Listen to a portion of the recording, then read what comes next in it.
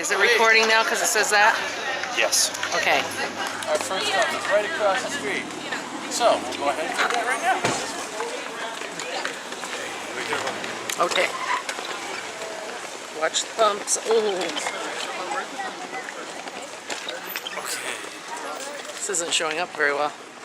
No. But I'll get his talk. Yeah. Keep me near him. Yes. Smelly. I put the coat down right. Used to be much worse, I assure you.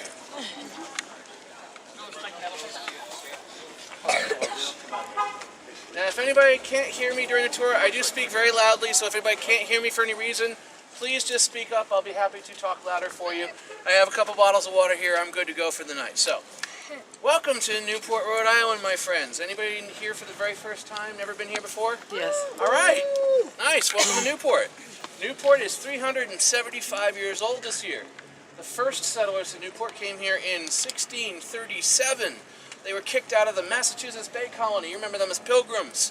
They were kicked out of the Mass Bay Colony because, well, they had a little difference of opinion. See, the Pilgrims back then were Pilgrims, and they came here for religious freedom. Seems kind of weird that they would kick a bunch of people out for religious freedom. It's kind of an oxymoron there, but I'm kind of glad they did, because we wouldn't have Rhode Island without them. See, that group of offshoot Pilgrims believed that they could sin as much as they wanted, because when they went to heaven, their sins would be forgiven. Unfortunately, the Pilgrims, being extremely conservative, did not believe that. So, Newport was founded by a bunch of people who decided they were going to have as much fun as possible in this life, because no matter what happened, when they got to heaven, they'd be forgiven. It's kind of a nice philosophy. I'm all for it. It's still held true to this day. So Newport was founded by an awful lot of outcasts and slightly seedy individuals, if you know what I mean. Officially became a British colony in 1639. That explains why we're 375 years old. And the lovely harbor you see behind me, filled with all these beautiful sailing vessels and yachts, wasn't always like that. It used to be a very dirty, smelly place, and really, really dangerous at night. Lots of crime here, lots of piracy. Pirates ran rampant, especially in the 1700s here, because of a little-known law, which I'll tell you about a little bit later. So it was definitely not the place to be after dark. One of the interesting things about this is it was also a huge northeast seaport. This was kind of the gateway to most of the Northeast, especially in the 1700s. We were part of the triangle trade. You remember that from grammar school? Rum, slave, molasses. Yes, I did say slaves. This was a huge slave port. Most of the slaves that arrived into the Northeast came through Newport because of a large slave auction held just north of here in Bristol, Rhode Island. If you want more information on that, you can check out the movie Amistad, which was historically accurate and shot right here in Newport, Rhode Island. Not the history they like to tell you about in the history books. Quite an interesting story once you start to study it. But that being said, this area got a lot of ships from all over the world for many, many years. This was a huge hub of commerce. Now, anytime you have a maritime port, you always have your typical legends and your ghost stories. But we happen to have one that's particularly true. One very large ghost ship by the name of the Palatine, a very famous ghost ship. She was a 350-foot-long square-rig clipper that was on her way from Amsterdam to Philadelphia. Now, along the way of the voyage, the captain suddenly dropped dead. Now that may seem mysterious, but quite frankly, with all the disease running around, nobody being checked or immunized at that time, it was pretty easy for a lot of people to drop dead on a ship that was coming from the old world to the new world. What was the problem, though, however, is the crew decided they weren't going to get paid, so they decided to involve a life of piracy. Took care of an advantage of almost all the 350 immigrants on board headed to the new world of Philadelphia. They basically beat and robbed all of them. Some of them even had much more horrible crimes that I can't speak of today. In order to cover up their crimes, they decide, like most British people did in the time, or whenever someone wanted to cover something up, they set the boat on fire in the middle of the ocean, about 13 miles off the coast of Block Island. Very interesting spot. So they went off into their little life rafts and left everybody else to essentially jump into the ocean, wide open ocean in the middle of October, not exactly the warmest place in the world. Most of the passengers aboard the Palatine either drowned or froze to death. Think Titanic here, almost as cold. There was one actual passenger of the Palatine that was so afraid of water she chose not to drop off the ship. She stayed on the bow of the Palatine to the very, very last second before it suddenly sunk underneath the water. Most of the crew members who later wrote in their journals stated that they heard what would they consider to be completely inhuman and very scary screams coming from the vessel that was burning over on the horizon. And kind of an interesting story. She went down with the ship, of course. Eventually, the survivors of the Palatine, the crew members, made it to Block Island and founded a pirate colony there. They were actually kind of ingenious. They didn't have a ship, so they couldn't be real pirates. They came up with an idea called the Wreckers, and they were a successful piracy group for about 30 years. And when I say wreckers, I literally mean wrecking. What they would do is they would set fires on the shore of Block Island, especially on the rocky side, hoping to attract ships in storms to crash upon the rocks. Then they were able to gather all the possessions of the ship, and that's how they got their piracy. It was a pretty easy way to earn a living. There was one little catch, however. Every few years, another member of the crew would suddenly drop dead, but only after seeing the ghostly vision of the Palatine burning on the horizon, yet again, with those horrible screams coming off in the distance, usually preceded by a pretty nasty storm. So, one by one, most of the crew of the Palatine and almost all of their descendants died off. Now, it's said that if you see the Palatine today on the horizon, it's a harbinger of doom if you're related to any of those pirates on Block Island. Anybody here have relatives on Block Island? I see you got a Block Island sweatshirt. I don't know about you. Just visiting though, right? Okay. They say if you do happen to see the Palatine and you are not related to someone on Block Island who is an original descendant of the Palatine, then you will find that it's a harbinger of good luck.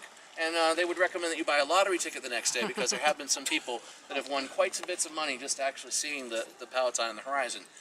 The most recent sighting was in 1996, where there was a Coast Guard investigation after receiving over 100 calls of people claiming to see the burning wreckage of a clipper ship on the horizon, somewhere off the coast of Block Island. So they immediately dispatch a frigate and a couple of rescue boats and a helicopter. The first mate on the frigate, in the captain's log, specifically states 3 to 5 miles out that he clearly saw a burning clipper ship on the horizon. When they reached the coordinates of that particular ship, there was absolutely no ship to be found. They searched for 3 days looking for survivors or any sign of wreckage or a ship and found that there was absolutely none. So they chalked it up to yet another sighting of the Palatine, not before spending about $86,000 in taxpayer money. So a very interesting story about our ghost ship known as the Palatine. Now, if this story sounds remotely familiar, those older people might remember the original movie The Fog by John Carpenter. That was the basis of the story of the Palatine was the basis for the script. And you'll hear the similarities, very, very close. Except they turned it into a leper colony instead of a pirate colony. They made it Maine instead of Rhode Island, and they did a couple other little things just for poetic license.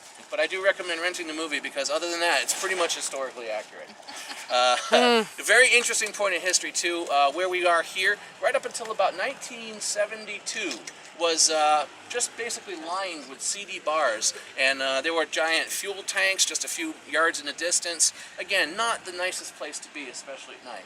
This is all thanks to a redevelopment plan that came into place just after the early 70s, trying to turn Newport into a resort destination instead of the seedy Navy town that it had been for over 200 years. Yes, still a Navy town, but not nearly as seedy. At least I don't think so. Depends on where you walk in town. You mean a government program that worked? Ha! There you go. At least a town government program that worked. I do have a couple points of reference for you that I'm going to use later in my tour. The first one is that beautiful building right over there, which is the Newport Yacht Club. I know it sounds really stuffy. Newport Yacht Club. This is actually the Common Man's Yacht Club. It's pretty easy to be a member here. You just have to be sponsored and pay a membership fee, and you become a member of the Newport Yacht Club. They do a lot of things for charity, mostly in town. The stuffy one is across over the way, which is the New York Yacht Club, which is clear across the Newport Harbor. Any members there? I don't want to insult anybody. Okay. That's the stuffy one. That's the one that you have to have hundreds of thousands of dollars to be in. That's going to be one point of another story I'll tell you a little bit later. That's known as Gravelly Point, okay? So remember that, Gravelly Point. And one more place I'd like to show you. I don't even want to know what that was. Right over here on this side, this is the beautiful Parati Park. And right where those two angles meet, right by the water line here, it's a little bit too high that you can see it, but there's a sewer tunnel there that's approximately 8 feet wide. Yet again, a subject of yet another one of my ghost stories a little bit later that becomes very, very interesting. So I want to give you the visual reference of those 2 points for my tour later. Our next stop is going to be Brick Alley, straight up ahead here. Brick Marketplace. And I'm going to be teaching you guys a little bit, giving you a course of Ghost Hunting 101. So I'll just take my lantern. By the way, if anybody sees me forget my lantern, please let me know, because I usually leave it all over town. So, lantern. Have lantern. We're going to cross back here, and if you can follow me, following the sidewalks and the crosswalks. What is that noise? It's the front of a car being caught on the parking spot. Oh, curb.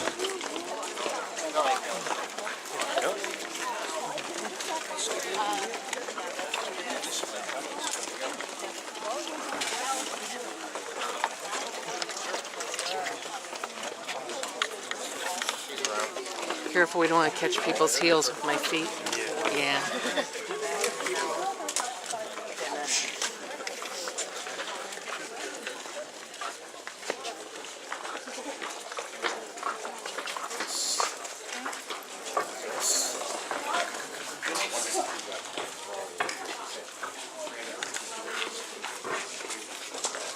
Should I turn this off to save the battery till he's talking? Yeah. How do I do that? The green. This? Yeah.